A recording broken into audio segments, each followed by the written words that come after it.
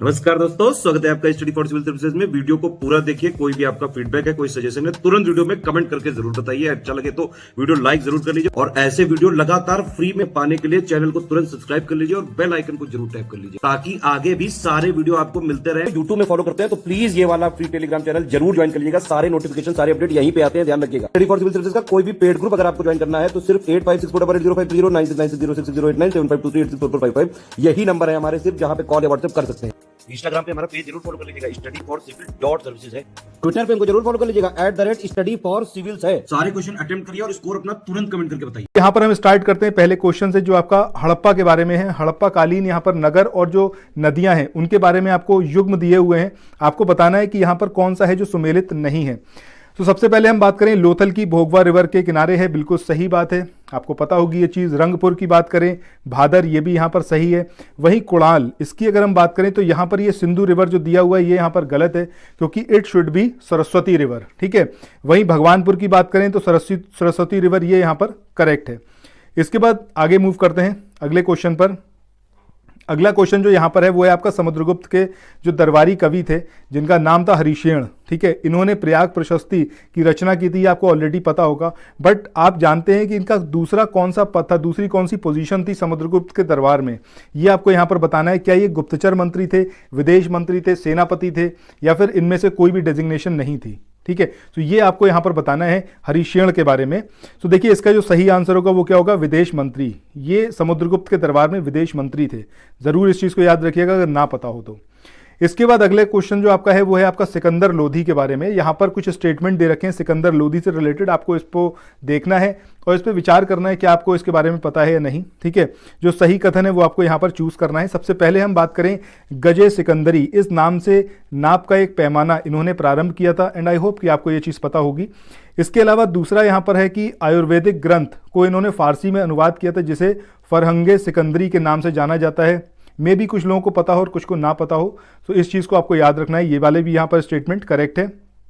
इसके बाद एक गायन विधा थी जिसको लज्जते सिकंदर शाही ये बोला जाता था, तो इसकी रचना इन्होंने करी थी। और ये वाला पॉइंट आई थिंक कि कुछ ही लोग होंगे जिनको ये उसके बारे में पता होगा, सो इस वाले पॉइंट को भी याद रखिएगा। तो इस तरीके से तीनों ही स्टेटमेंट यहाँ पर करेक्ट हैं। तो ये है आपका सिकंदर लोधी के बारे में। इसके बाद आगे मूव करते हैं अगले क्वेश्चन पर। अगला क्वेश्चन जो यहाँ पर है ये है आपका जो सूफी संत हैं कौन से हैं जिनकी उपाधि जो थी वो शेख उल हिंद थी, ठीक है। अब यहाँ पर ये शेख निज़ामुद्दीन औलिया हैं, शेख सिराजुद्दीन उस्मानी हैं, शेख सलीम चिश्ती या फिर शेख अहमद सरहिंदी। तो कौन है जिनकी उपाधि जो थी वो शेख उल हिंद की थी। अब देखिए यहाँ पर जो सही आंसर होगा वो क्या होगा आपका, शेख सलीम चिश्ती। इनकी जो उपाधि थी वो क्या थी, शेख उल हिंद, ये उपाधि भी इनकी थी, ठीक है। इसके बाद अगले क्वेश्चन पे चलते हैं। अगला क्वेश्चन यहाँ पर है कि निम्न में से किसने यूरोपियों को कहा था कि ये जो है मधुमक्खियाँ हैं और अगर एक बार इनको छेड़ दिया तो ये मतलब काट काट के आपको मार डालेंगी, ये किसने बोला था। मुर्शीद कुली खान ने बोला, अलीवर्दी खान ने बोला, या फिर सिराजुद्दौला, या फिर वो मीर कासिम थे जिन्होंने ये बात बोली। तो यहाँ पर जो सही आंसर होगा वो क्या होगा आपका, अलीवर्दी खान। इन्होंने इस चीज़ के लिए बोला था कि जो ये यूरोपियन है, ये मधुमक्खियाँ हैं, अगर एक बार इनको छेड़ दिया तो ये बिना मतलब काटे आपको छोड़ेंगे नहीं, काट काट के आपको मार डालेंगे। ये चीज़ बोली थी किसने, अलीवर्दी खान ने। इसके बाद आगे चलते हैं अगले क्वेश्चन पर। क्वेश्चन नंबर 6 यहाँ पर है, आपको एक तरफ विद्रोह दे रखे हैं और दूसरी तरफ वो लोकेशन जहाँ पर ये विद्रोह हुए। सबसे पहला यहाँ पर है पॉलीगरों का विद्रोह, ये हुआ तमिलनाडु में। सो ये वाली बात यहाँ पर सही है, ये एकदम करेक्ट मैच है। इसके अलावा भील विद्रोह की बात करें वेस्टर्न घाट का है, ये भी ठीक है। इसके बाद रामोसी विद्रोह की बात करें जो यहाँ पर बंगाल दिया है, तो ये यहाँ पर इनकरेक्ट है because it should be Western Ghat, ठीक है। वहीं मुंडा विद्रोह की बात करें तो ये झारखंड का है, दिस इज ऑल्सो करेक्ट। तो इस तरीके से आपको यहाँ पर जो चूज करना था, अब यहाँ पर ये थोड़ा सा मिसिंग है, यहाँ पर होना चाहिए था नहीं, कौन सा, सुमेलित नहीं है, ठीक है। सुमेलित नहीं है, ये यहाँ पर होना चाहिए था। तो ये चीज़ याद रखिएगा कि रामोसी विद्रोह यहाँ पर सुमेलित नहीं है, इसको होना चाहिए था वेस्टर्न घाट। इसके बाद आगे चलते हैं अगले क्वेश्चन पर। यहाँ पर है कि निम्न में से किस वर्ष भारत का जो पहला हिंदी अखबार था जिसका नाम था उद्दंड मार्तंड, इसका प्रकाशन किया गया, क्या ये 1836 था, 1826 था, 1846 या फिर 1835? तो इसका जो सही आंसर होगा वो क्या होगा आपका 1826, ठीक है, 1826। ये हिंदी का पहला अखबार था, इसका प्रकाशन हुआ था। इसके बाद क्वेश्चन नंबर 8 की बात करें, यहां पर है निम्न में से कौन सी घटना सबसे पहले हुई? अब इसमें नौसेना विद्रोह है, कैबिनेट मिशन का भारत आगमन है, प्रत्यक्ष कार्रवाई दिवस यानी कि डायरेक्ट एक्शन डे, या फिर अंतरिम सरकार की स्थापना। तो आपको बताना है कि सबसे पहले यहां पर क्या हुआ था। तो यहां पर देखिए, ये आपको जो क्रोनोलॉजिकल ऑर्डर में यहां पर सेट करने के लिए एग्जाम्स में आता है, बहुत जरूरी है।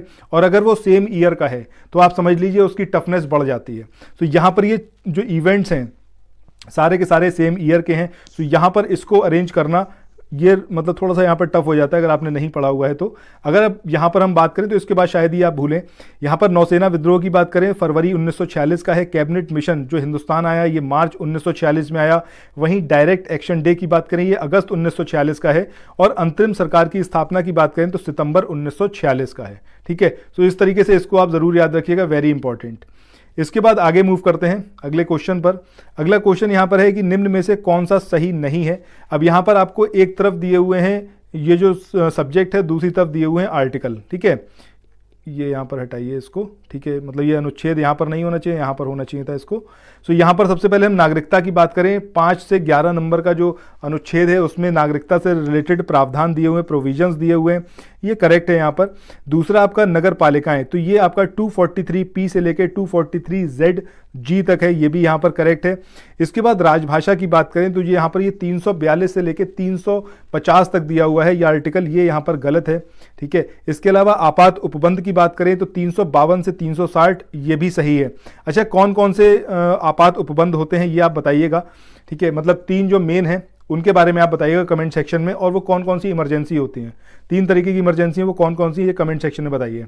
अच्छा, यहाँ पर राजभाषा की बात करें तो ये होना क्या चाहिए था आपका 343 से 351, यानी कि 343 से 351 नंबर का आर्टिकल यहाँ पर होना चाहिए था। इसके बाद आगे मूव करते हैं अगले क्वेश्चन पर। अब ये ज्योग्राफी का आपका क्वेश्चन है कि अगर हम बात करें इंग्लिश चैनल की, तो ये इंग्लिश चैनल है ये किस किस को अलग कर रहा है? फ्रांस और इटली को, इंग्लैंड और फ्रांस को, फ्रांस और जर्मनी को, या फिर इनमें से कोई नहीं? तो सही आंसर यहां पर क्या होगा आपका, इंग्लैंड और फ्रांस को ये सेपरेट करता है। अच्छा, कमेंट सेक्शन में आप ये बताइएगा कि अगर ये इंग्लैंड और फ्रांस को सेपरेट कर रहा है तो किन 2 को ये जोड़ रहा है, ठीक है, मतलब वो कंट्रीज नहीं है, वाटर बॉडीज हैं जिनको ये जोड़ रहा है, तो वो कौन सी वाटर बॉडीज हैं जिनको ये जोड़ता है, ये कमेंट सेक्शन में आप लोग बताएंगे। इसके बाद अगला क्वेश्चन यहाँ पर, निम्न गैप को दक्षिण भारत से उत्तर भारत की ओर आपको व्यवस्थित करना है। यहाँ पर आपको दिया हुआ है थाल घाट, भोर घाट और पलक्कड़ गैप। तो यहाँ पर आपको बताना है कि सबसे साउथ में कौन सा है, उसके बाद और उसके बाद, ठीक है, इस तरीके से साउथ से मूव करना है आपको नॉर्थ की तरफ, और आपको ये बताना है कि कौन कौन सा गैप है और क्या यहाँ पर क्रोनोलॉजिकल ऑर्डर सही होगा। तो देखिए, सबसे पहले यहाँ पर हम बात करें तो आएगा आपका पलक्कड़ गैप, ठीक है, सबसे साउथ मोस्ट पोजिशन इसी की है। इसके बाद आएगा भोर घाट और उसके बाद आएगा आपका थाल घाट। तो इस तरीके से सही आंसर हमारा क्या होगा यहाँ पर, बी वाला, यानी कि 3, 2, 1, ठीक है। इसके बाद आगे मूव करते हैं। इसके बाद अब मूव करते हैं अगले क्वेश्चन पे। अगला क्वेश्चन यहाँ पर है कि निम्न में से कौन सा कथन है जो कि सत्य नहीं है। अब यहाँ पर सबसे पहले दिया हुआ है आपको आर्टिकल 29। अब इसमें जो है अल्पसंख्यक वर्गों के हितों की रक्षा के लिए प्रावधान किए गए हैं। तो देखिए यहाँ पर ये करेक्ट है, और ये आर्टिकल जो फंडामेंटल राइट्स वाले हैं ये आपको एकदम कंठस्थ होने चाहिए, सो ज़रूर इनको याद रखिएगा। चलिए आप कमेंट सेक्शन में ये बताइए कि आर्टिकल 17 जो है ये किसके लिए है, आर्टिकल 17 जो है ये इसके अंदर क्या प्रोविजंस हैं, ये कमेंट सेक्शन में आप लोग बताइएगा। इसके बाद आगे हम बात करें आर्टिकल 48 की, तो इसमें कृषि पशुपालन के संगठन से रिलेटेड जो प्रावधान है वो गिवन है, तो ये भी यहाँ पर करेक्ट है। इसके बाद आर्टिकल 61 की बात करें तो यहाँ पर दिया हुआ है कि उपराष्ट्रपति पर महाभियोग संबंधी प्रावधान इसके अंदर है। सो आई थिंक कि आप लोग एकदम कैच कर गए होंगे कि ये यहाँ पर गलत है, क्योंकि यहाँ पर होना चाहिए था राष्ट्रपति, ठीक है। प्रेसिडेंट पर जो इम्पीचमेंट का प्रोविजन है तो वो किसके अंदर गिवन है, वो आर्टिकल 61 में। इसके बाद आर्टिकल 75(3) की हम बात करें तो इसमें मंत्रिपरिषद जो होता है वो सामूहिक रूप से लोकसभा के प्रति उत्तरदायी होता है, ये चीज़ यहाँ पर करेक्ट है, ठीक है। सो आपको चूज करना था, जो इनकरेक्ट है वो आपका कौन सा होगा, 3rd वन। इसके बाद अब मूव करते हैं अगले क्वेश्चन पे। अगला क्वेश्चन यहाँ पर गिवन है, अगर हम कालक्रम की बात करें तो उसके अनुसार निम्न में से कौन प्रधानमंत्री सबसे बाद में है, ठीक है, सबसे बाद में कौन से प्रधानमंत्री आए। इसमें गुलजारी लाल नंदा, इंदिरा गांधी, विश्वनाथ प्रताप सिंह, या फिर हम बात करें चरण सिंह की। तो सबसे बाद में कौन से प्रधानमंत्री बने, तो ये थे आपके विश्वनाथ प्रताप सिंह। अच्छा, आप बाकी जो यहाँ पर 3 दिए हुए हैं जिसमें गुलजारी लाल नंदा है, इंदिरा गांधी हैं और चरण सिंह हैं। इनका क्या आपको टाइम पीरियड पता है? और अगर पता है तो कमेंट सेक्शन में इनका टाइम पीरियड मेंशन करिएगा, ये कब से कब तक रहे। सो यहाँ पर अगर हम बात करें विश्वनाथ प्रताप सिंह की, तो 1989 से 1990 के बीच में इनका टेन्योर रहा था। ठीक है, इसके बाद आगे मूव करते हैं अगले क्वेश्चन। अगला क्वेश्चन जो यहाँ पर गिवन है वो है, निम्न में से किस प्रदेश में राज्यसभा की सीटें जो है सबसे ज्यादा हैं? क्या ये मेघालय है, हिमाचल प्रदेश है, त्रिपुरा है या फिर गोवा है? तो देखिए यहाँ पर सही आंसर क्या होगा आपका, हिमाचल प्रदेश। 3 सीटें हैं राज्यसभा की यहाँ पर। जबकि आप मेघालय की बात करें, त्रिपुरा की बात करें या फिर गोवा की, तो यहाँ पर सब जगह कितनी है, 1-1 सीट है। तो ये जरूर आप इस तरीके के क्वेश्चन आने लगे हैं तो ये आपको पता होने चाहिए। यूपी पीसीएस देखिए वैसे ही बहुत डाइवर्स है, इसमें कब क्या पूछ लेंगे कोई बता नहीं सकता। ठीक है, बाकी आपको अगर ये वाला वीडियो हमारा पसंद आ रहा हो और इसी तरीके के आप क्वेश्चंस आपको चाहिए हो और आप इसी तरीके से और प्रैक्टिस करना चाहते हो, तुरंत चैनल को सब्सक्राइब करें। और जो हमारा स्टडी फॉर सिविल सर्विसेज का मेन चैनल है उसको भी तुरंत सब्सक्राइब करिए और वहां पर पापा वीडियोस को देखना आप स्टार्ट कर दीजिए, क्योंकि वो 30-30, 35-35 घंटे के हैं, कुछ तो 40 घंटे के अप्रॉक्स है। वो पूरा सब्जेक्ट आपका कवर करते हैं। ठीक है, सो आप उसको अभी से अगर देखना स्टार्ट करेंगे तो अगले 10-15 दिन के अंदर आप एक सब्जेक्ट अपना कवर अप कर लेंगे और आगे आने वाला जो आपका एग्जाम है उसमें आपकी प्रिपरेशन बहुत प्रगाढ़ हो जाएगी। सो उसको जरूर फॉलो करिए। ठीक है, और वो तो पापा वीडियो आपको पता है फ्री ऑफ कॉस्ट है, उसके अंदर कुछ भी आपसे पैसा नहीं लिया जाएगा। सो उनको आप देख सकते हैं इजीली। इसके बाद आगे हम बात करें क्वेश्चन नंबर 15 की, तो यहाँ पर है जो कथन दिए हुए हैं आपको इन पर विचार करना है और बताना है कि कौन सा कथन यहाँ पर सही है। पहला यहाँ पर है कि अगर हम बात करें शनि ग्रह की, तो इसका जो सबसे बड़ा उपग्रह है वो कौन सा है, टाइटन। तो ये वाला स्टेटमेंट यहाँ पर एकदम करेक्ट है। इसके बाद आगे हम बात करें यूरेनस की, यानी कि अरुण ग्रह की, तो इसकी खोज जोहान गाले ने की थी 1846 में। तो ये वाला स्टेटमेंट यहाँ पर गलत है, क्योंकि ये जोहान गाले नहीं थे जिन्होंने यूरेनस की खोज की थी। तो इस तरीके से हमारा जो आंसर रहेगा वो क्या रहेगा, केवल 1। ये यहाँ पर ये सही रहेगा। अच्छा, अगर हम बात करें जोहान गाले की, इन्होंने अगर यूरेनस की खोज नहीं की तो किसकी करी थी, वरुण की करी थी। ठीक है, ये चीज़ याद रखिएगा। और वहीं अगर हम बात करें विलियम हर्शल की, तो इन्होंने यूरेनस की खोज की थी। इसके बाद अब मूव करते हैं अगले क्वेश्चन पे।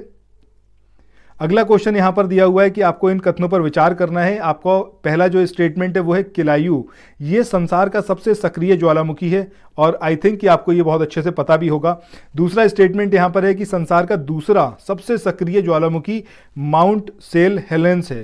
तो ये देखिए दूसरा स्टेटमेंट यहां पर इनकरेक्ट है, क्योंकि अगर हम बात करें माउंट सेंट हेलेंस की, तो ये सक्रिय ज्वालामुखी है ही नहीं, ये कैसा है, डॉर्मेंट ज्वालामुखी है, यानी कि प्रसुप्त है। ठीक है, तो ये चीज आपको यहां पर याद रखनी है इसके बारे में। तो केवल 1 जो है वो हमारा यहां पर सही होगा आंसर।